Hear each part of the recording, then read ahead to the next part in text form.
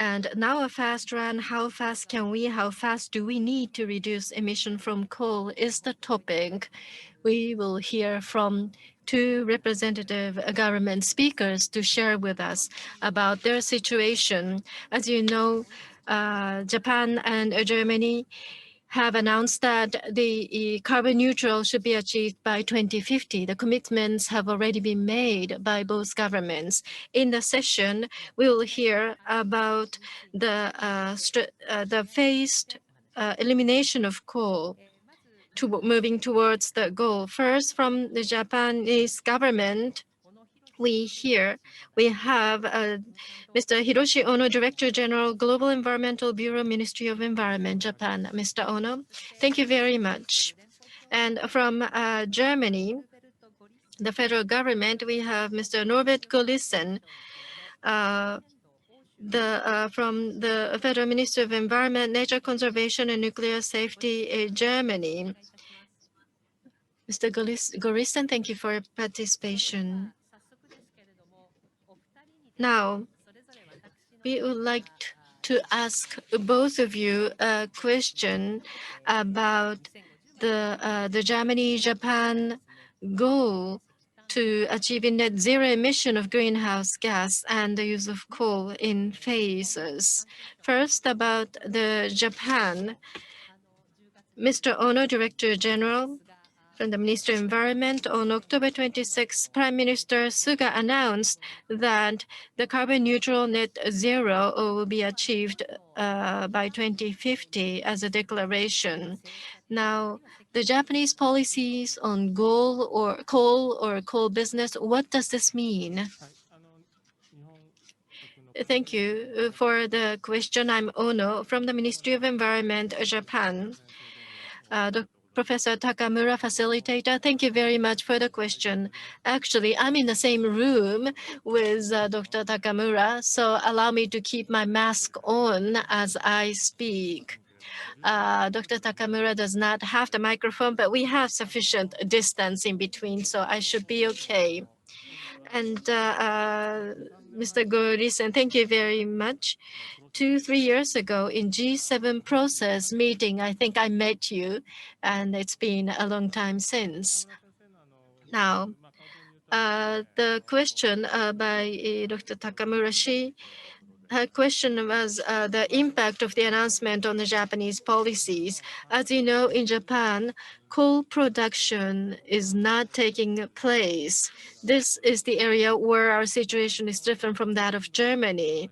Now, as Ms. Schindler said in her talk, she shared with us all the difficulties Germany had and the long ways that the Germany is trying to achieve to move away from coal. Thank you very much. I think we heard a very good information for Japan to refer to. In Japan, coal is used in the field of power generation and industry for steel production and other areas. Therefore, in these sectors, carbon neutral 2050 would have an impact. But how would it affect was the question.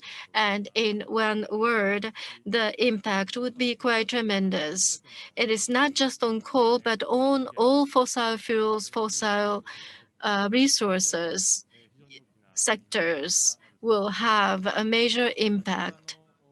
Now, as a power source or in the use of industry, we need to move towards decarbonized society, which means that we are faced with a major challenge.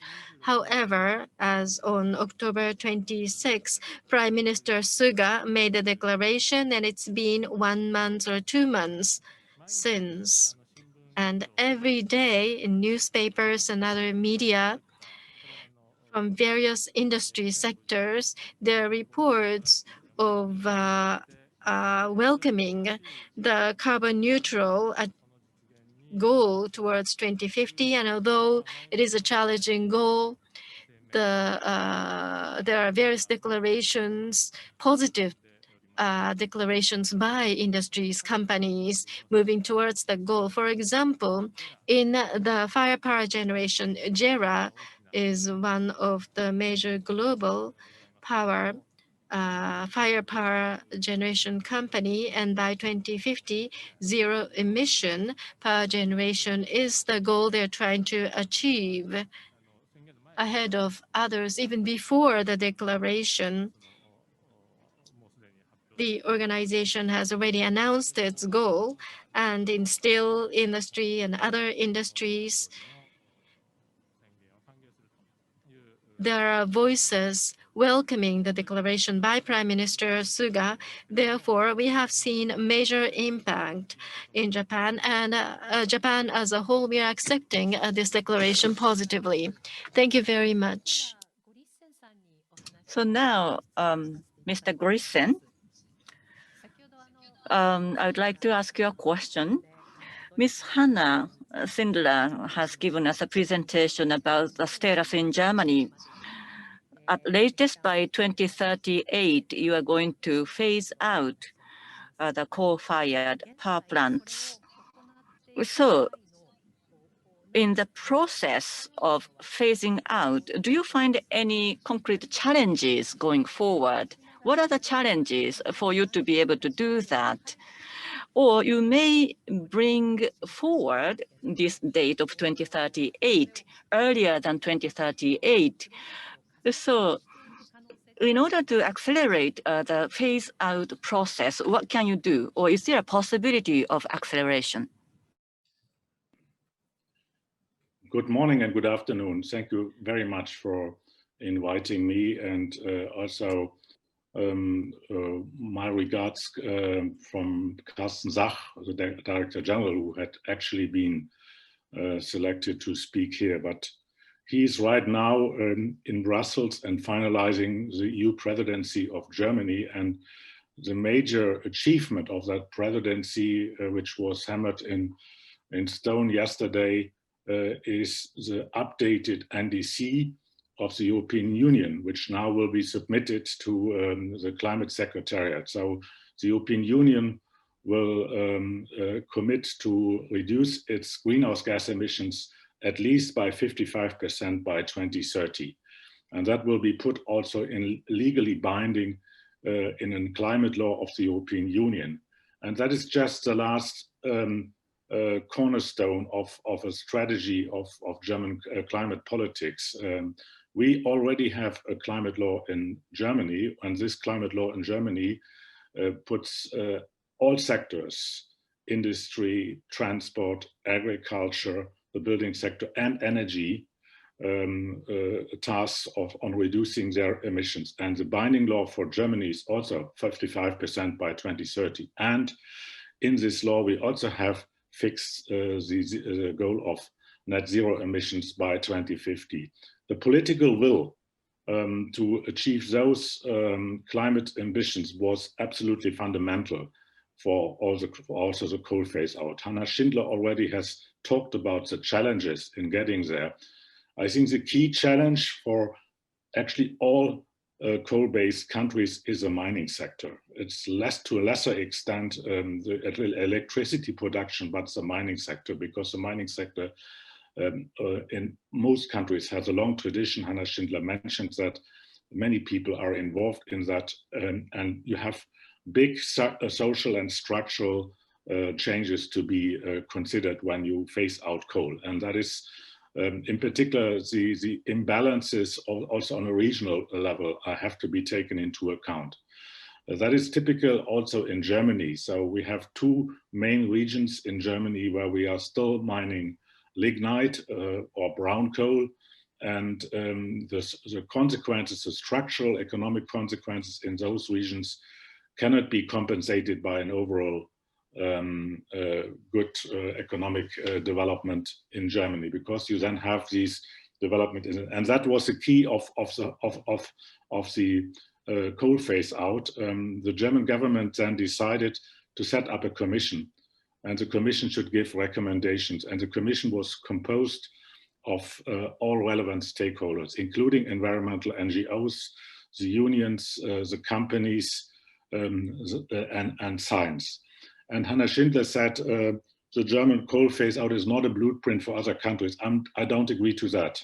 I think in particular this approach to include all groups of the society in such a consultation is something other countries can learn from.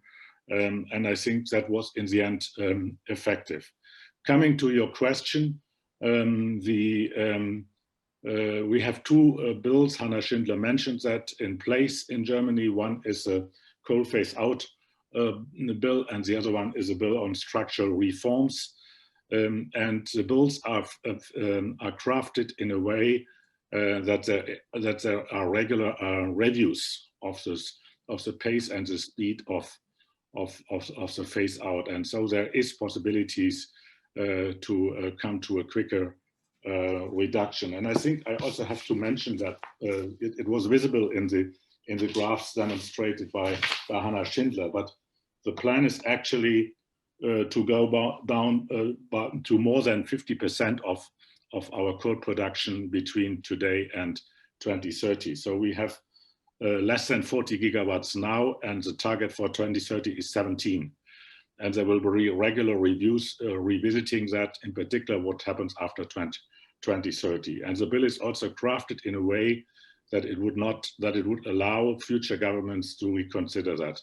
Having said that, I think a key factor for coal phase out in Germany is the European Union, because I mentioned that already. We have now a completely new revised situation in the European Union compared to 1 year ago when we did the fundamental decisions on the coal phase out. We have a binding 55% goal in the European Union.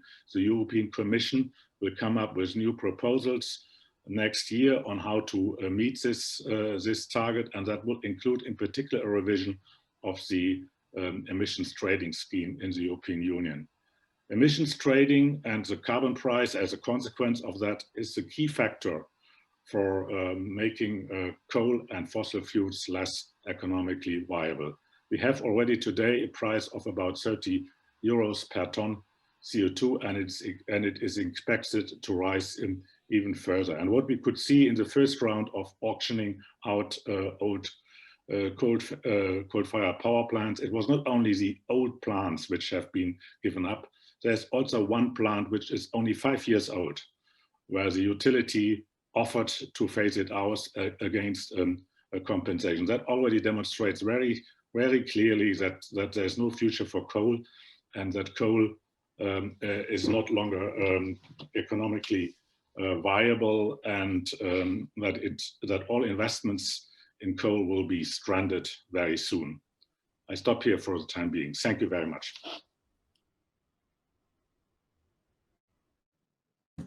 Mr. Gorissen, thank you very much for your comments. Listening to what you have said, the difficulties, especially in Germany, you produce coal, so employment of workers, the regional issues of coal mining regions, there are various difficulties as I can see, but coal fade out would involve various stakeholders, experts in the consultation. And as a result of the consultation, you have come to phase out, and you need to achieve consistency with the EU's plans, also the importance of pricing signals. Those are the points that you have mentioned. Thank you very much. Now, I will continue to ask you more questions, but there will be Zoom Q&A box which you can use. The audience can use to ask questions to Hannah Schindler, to Mr. Ono, and to Mr. Gorissen. Now I'm getting back to the question to Mr. Ono. Compared to Germany, in Japan, we do not produce coal. That's the difference. Earlier, we heard about the Germany experiences from Mr. Gorissen and from Ms. Schindler. Now, coming back to Japan, are there lessons we can learn in Japan from Germany, or are there any issues that are unique to Japan? Thank you for your question. Now, as I said earlier, we do not produce coal anymore. In the past, we were very active in coal mining, but that is no longer the case. And on this particular point, I should say that ahead of Germany, we have moved away from coal production. But after the great earthquake in East Japan,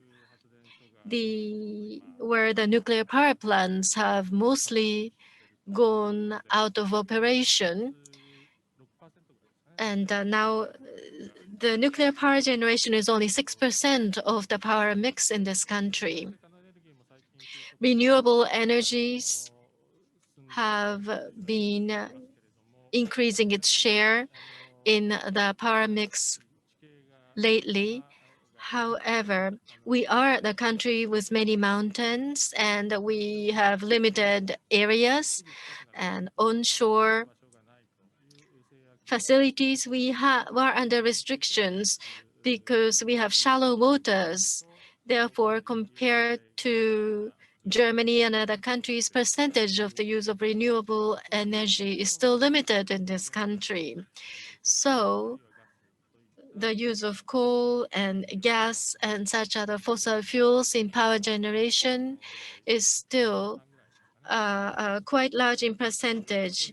3/4 of the energy mix is still in fossil fuel. The use of coal in Japan is cheaper compared to other energy sources. So now coal is about 30% of all the power mix. This is the situation. Therefore, in the field sector of power generation, phasing out coal is the area where we will be faced with many challenges. The Ministry of the Industry, or Economy, Trade and Industry, the plan is to phase out the use of coal as a power mix by 2030. It's a phase out, and they are considering how to specifically try to achieve the goal, and the Ministry of Environment is observing their activities with a high level of interest. Thank you very much. Especially by 2050, the carbon neutral is the goal to achieve, and instead, as an alternative energy, reusable energy is very important for Japan. Mr. Ono, are there anything you would like to add on this point? Thank you very much for your question. The reusable energy will have to be increased in the future, and it will have to be the main source of power for this country. As the Ministry of Environment, we consider this the priority issue. By 2030 or by 2030, what should be the percentage of renewable energy in this country? The Comprehensive Energy Research Committee is now discussing this topic, and the conclusion will be made available next year. But as the Ministry of Environment, first of all, we would like local areas, the local regions, where there are a number of unused, unutilized the source for developing renewable energy. According to the ministry's research in terms of a potential of such power resources, there should be double the resources than what we see now. The question is how we will actually utilize those energy resources is what we'll need to think about.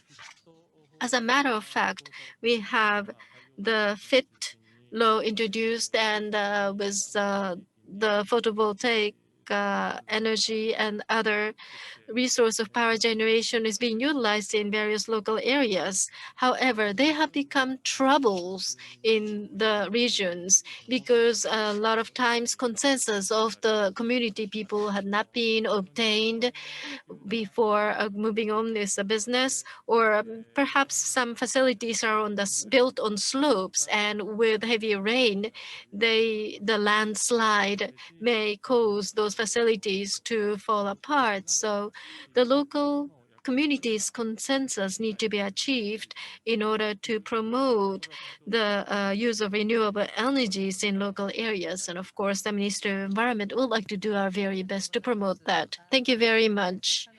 Now, the use of renewable energy is one important area to energy to be considered in plans for our goals towards 2030 or 2050. But as an alternative energy, renewable energy is considered very important in Japan. Now, Mr. Gorissen, I have another question to you. And this is about renewable energies. I think I understand that there are discussions taking place in Germany with regard to how to expand the use of renewable energies. The new renewable energy law, as you have touched upon the targets in Germany as well as in EU, in order to achieve those targets, do you think this new renewable energy law is sufficient, or how much more do you have to do? What kind of additional measures should be in place, in your opinion? Thank you very much for the question. And Mr. Ono, it's just to say also hello to you. I think I remember you, but the face is let's say making it difficult for me to to be really sure about that. But thanks for reminding that. Yes, yes. Thank you. Regarding the question on renewable energy, I remember very well some 15 years ago when I was responsible also for international cooperation on renewable energies in the ministry, that Japan was the technology leader on photovoltaics. And looking at where you are today, I'm really wondering what happened in the meantime. In the meantime, Germany has established its own renewable energy industry, has implemented its own renewable energy promotion law, which was very costly, but which was, on the other hand, very important to cut down prices for renewable energies globally, both for wind and for photovoltaics. Today, the German photovoltaics industry is again very small. Most of the production comes from Asia, but I guess not from Japan, but from China. But let me just address the question. Today, in this year, the electricity production in Germany is about 50% coming from renewable energies. That's already the reality. And the goal we have is to achieve at least 65% of electricity production by 2030. And that is also put in law. Anna Schindler mentioned it, the Renewable Energy Promotion Law had been revised again and again, and the last revision took only place this week. And it will facilitate, in particular, the promotion of renewable energies for smallholders, for small companies, and for private households. And it will promote the ability for more wind energy. We also have a new law which facilitates even more increase of offshore wind in the ocean. And offshore wind, I have to say that together with the network of distributed renewable energies will be the base load of the future. So we do not need base load in the old traditional way any longer. this will be based on a network of distributed renewable energies in Europe.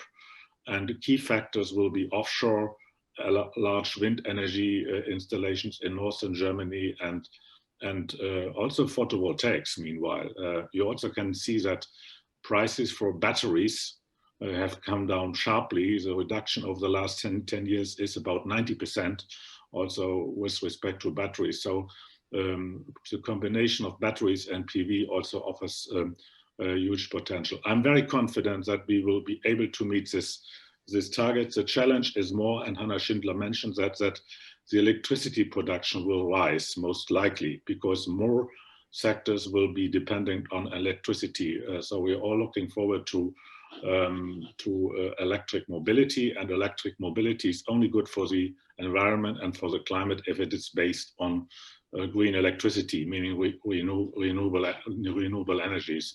So therefore that is challenging. And Mr. Ono, you mentioned one point which is also important and a challenge in Germany, which is the acceptance and the consensus with local communities. That is a factor which also had become an obstacle in Germany, and we do a lot in order to increase this. And in my personal view, one key point is you have to include the local communities in the profits you can gain from the production of renewable energy. So if they are taking part in that, and if they see the economic benefits also in their communities, then the difference, the situation will change a lot.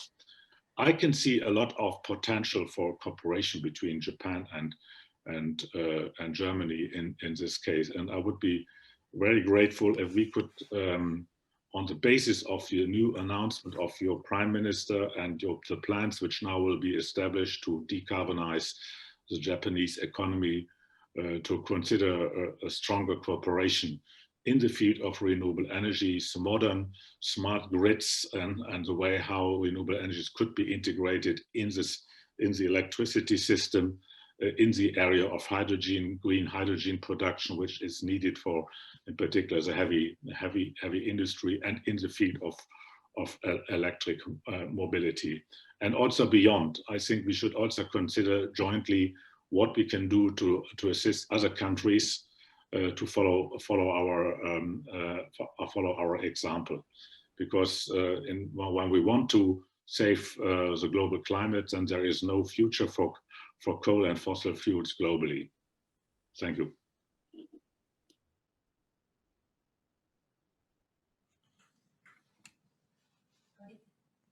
Gorissen-san, どうもありがとうございます。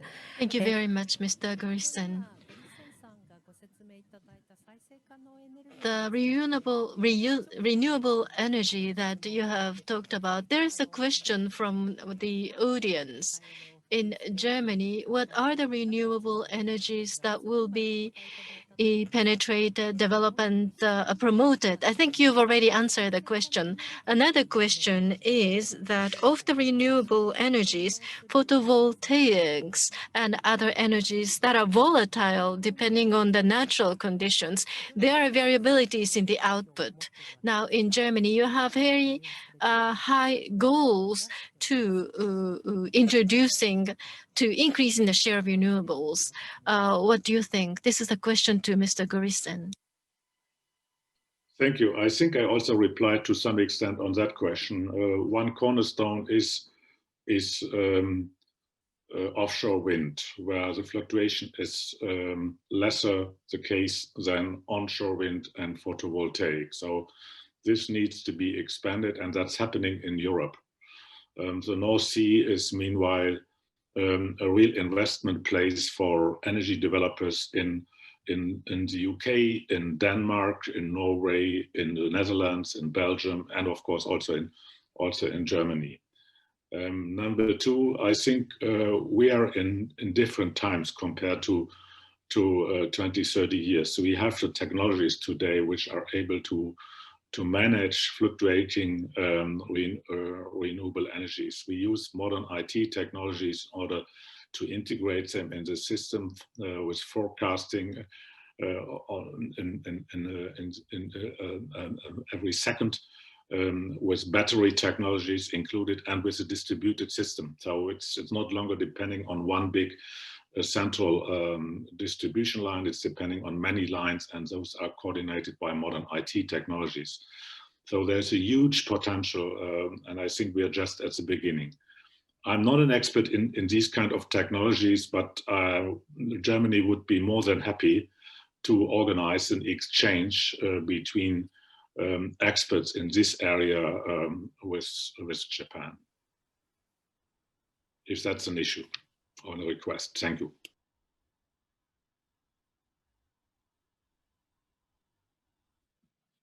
ありがとうございます。おそらくこれ再生可能エネルギーの拡大をしているときに共通の As we expand renewable energy, I think this is the common issue that we all share.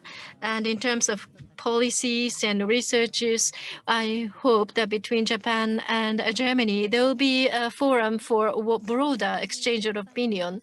Now, I have a question from the audience to Mr. Ono. In Japan, of the coal-fired power generation, there are plants in plan or plants in construction still.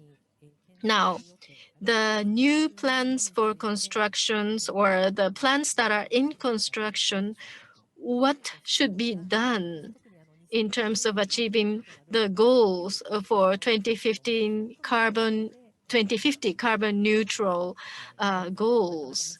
Mr. Ono, I think this is a difficult question to answer, but could you please try?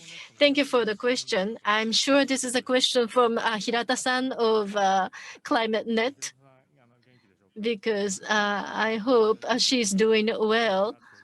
I haven't seen her for some time. After COVID-19, I would like to see her again. Now, as the Ministry of Environment, how are we involved with the power generation plants? First of all, environmental assessment is where we would have the biggest involvement, because in the environmental assessment activities in the past for mid to long-term plans, where we had to review its consistency with the plan, and we have made the recommendations to the Ministry of Environment. Now we have a very clear plan towards 2050. So in the future, when we perform the environmental assessments, we will always keep in mind how the business plans will affect the 2050 plan. So the industries, the businesses will have to consider the viewpoint, and the Ministry of Environment will have to review the request for assessment with such perspective, and we may have to make some very strict comments depending. Thank you very much for your response. So now I have a question to Mr. Gorissen, and this question probably goes to Mr. Ono at the same time. Several viewers are asking about this question. Renewable energies are very important energy sources as alternatives. We understand it. But for the industrial sector to have stable amount of energy and also high temperature heat that is being necessary by the industry, could they be supplied through renewable energies? What kind of alternative energies can be considered in order to cater to the needs of the industrial sector? Mr. Gorissen? I think first of all, I repeat what I already said. I think the myth of base load should really be reconsidered. There is no need of base load from big utilities, from big power plants. We can do that in a shared system, and we can do that in a very reliable way. In Germany, the number of lockouts, of shutdowns of the energy system and the number of minutes where the system wasn't reliable has shrinked over the last 10 years. So it's lower than ever. Although we have 50% of the electricity coming from renewable energies. So modern technology can cope with this and can guarantee a stable supply of electricity to the industry. Number two, I think I also mentioned that is in particular looking at hydrogen and hydrogen derivatives. So we are about to developing a hydrogen economy, which is in particular intended to serving the industrial sector, which is depending on high temperature heat, like the steel sector, the aluminium industry, the chemicals industry, the cement industry. So this will be there will have to be a solution which would be based on a hydrogen society, and hydrogen then also has to be produced in a green way by electrolysis through photovoltaics as a main source. We are also working together and starting working together with other countries in the region and beyond of Germany and Europe in order to develop also international hydrogen market. The work on that has just begun.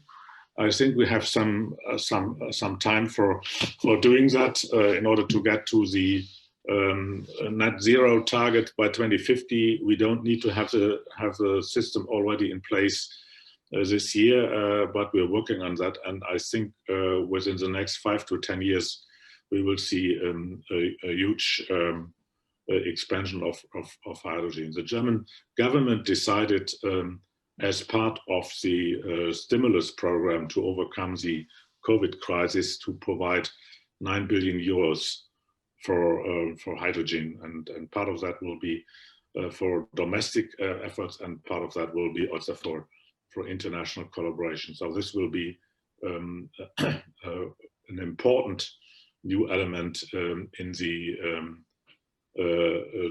future of German industry. Thank you.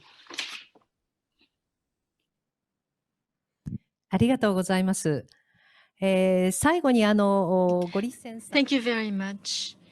Now, before asking the last question to Dr. Gorissen and Mr. Ono, there is one question to Ms.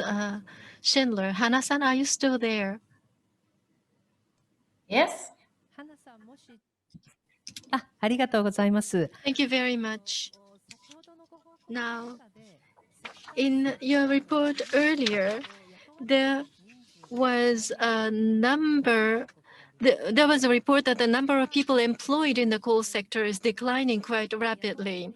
The people who are working in the coal sector, to what jobs are they transferring to, or are there any support from the government for those workers? This is a question from Shimizu-san. Yeah, thank you very much. I think there's several answers to that. So as I mentioned in the structural change law, there is financial support for the regions to create new jobs and create new industries in the coal mining regions. Also part of the coal exit law is that there are adaptation payments for older workers in lignite mines and hard coal mines, and also in lignite power plants who will lose their jobs due to the coal exit. There's a retraining foreseen of the younger working force, and also the utilities, LIAC and RWE will see how they can, of course, create new jobs. They are currently, LIAC is planning new projects in new storage technologies or solar parks. RWE is also aiming to become climate neutral by 2040. So they are heavily investing and are already engaging in the renewable energy business. So there will most likely be a transfer of jobs as well, because the ones that are still employed in the coal sector are very high skilled workers. Yeah, that would be my answer. Thanks.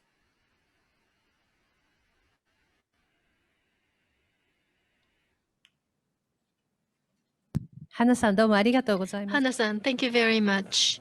Now, one last question to Ono-san and Gorissen-san. The same question. Dr. Gorissen has already given us some of the answers. The coal fade out and moving towards net zero, there are activities. Now, between Japan and Germany, how can the two countries cooperate or collaborate? That's the question. And Dr. Gorissen has already talked about this already, but there is a question about developing nations. How can they achieve coal fade out in the developing nations? So that's an answer you like to include in your response. How can Japan and Germany help the developing nations? Mr. Ono?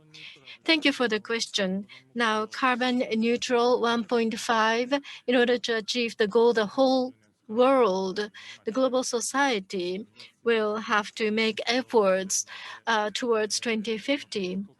So the developing nations or the emerging countries will have to collaborate, and that will be very important. In December, there was a decision on a new strategy for infrastructure systems export overseas. After Prime Minister Suga made the declaration, the contribution we make for achieving carbon neutral has become a very important pillar for the strategy in Japan. Making contributions for the global decarbonized society is a goal we'd like to achieve as Japan. And the ministry can play a very important role in achieving this, specifically ASEAN countries or Asian countries. Mainly, we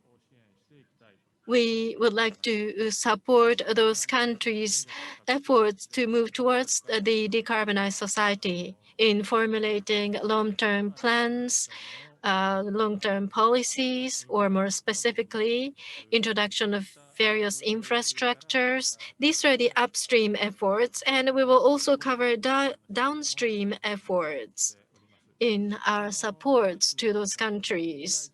Now, GIZ is the German support organization. They have been very active in Asian countries, GIZ. So I think we can collaborate in this area quite extensively. Another important point is the efforts to be undertaken by cities, the city governments. In 2016, 2017, the Japanese governments have learned what's been done by Stadtwerke in Germany. And in introducing the renewable energies by local communities, we have introduced the German examples. So collaborations among cities are also very important. Also in Asia, SDGs and decarbonization. For achieving this goal, various networks among cities have been created, and IGES is also supporting these efforts.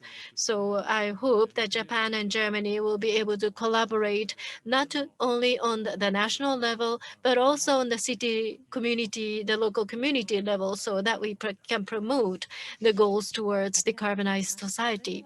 Thank you very much, Ms. Dr. Gorissen. What collaboration between Japan and Germany could be done, or how can we collaborate in supporting the developing nations? Thank you, and thank you also, Mr. Ono, for the points you already made. That is actually also areas where I can see a good opportunity for collaborating. I would also add just transition on that, because the key factor of coal phase out is a just transition and what to do with the people who are affected by job losses. Anna Schindler mentioned that already. So by the way, we establish big research capacities on green hydrogen exactly in the region where today lignite is being produced. There's a huge potential for people with lower skills to work in the renovation area of buildings in order to make buildings more energy efficient. And of course, there's a lot of work to be done in installing the new energy system. I think that is a core element which we also should bring to the countries where we can cooperate. Southeast Asia is a critical area for us for the collaboration. We would be grateful if Japan would become a partner. Before you do so, I think we have to fully understand how your future support for investments of coal-related technology will be phased out in this region, because so far we recognize that there are still investments with Japanese financing is going on in the region, which of course may cause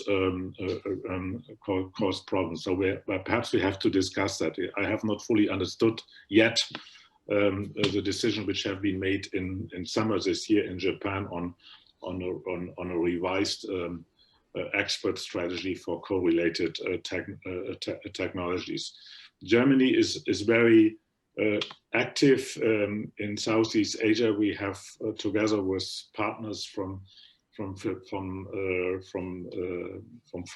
and from philanthropic foundations from Denmark, from UK and Canada, established a so-called energy transition partnership for Southeast Asia, which covers the region: Thailand, Vietnam, the Philippines, Indonesia, and possibly beyond if more partners come in. And a core target of that work is to assist the countries in developing greener renewable energies. If you look at the shares of renewable energies in those countries, you can see a lot of headroom. So in Indonesia, for instance, the share of renewable energies in the electricity system is way below 10% of the electricity production. So a lot could be done there, given the big resources in these countries. And then I think we have to support to set up the right regulatory system, to introduce the right technologies, and to demonstrate that those technologies are actually cheaper than continuing investing in fossil fuel technologies. You also mentioned the point of collaboration of cities. I think that's also an excellent area of cooperation, very interested in that. I mentioned already that cities have to play a key role in implementing the energy vendor. That is an example we have, that is an experience we have in Germany, and as had been discussed already, the acceptance of local community is key, and you can achieve the acceptance of local communities if local communities participate also in the benefits, including the economic benefits for investments and production of energy from renewable energy. So that may be a very interesting area of direct bilateral cooperation. My final point would be just to look ahead to COP26, the climate conference, which will happen in Glasgow. The incoming presidency, United Kingdom, has set up 5 campaigns to underpin the formal negotiations, and one campaign will address particularly the energy sector, and here the phase out of coal. We are an active partner here, and we of course would be very, very much welcome if Japan could also become active in this area, given the new political situation in Japan. Thank you.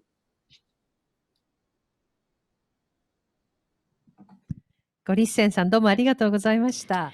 Thank you very much for your comment, Gorissen-san, Hana-san, and Ono-san. I thank all of you. Actually, there are many more questions coming in. However, we now need to move on to the next session.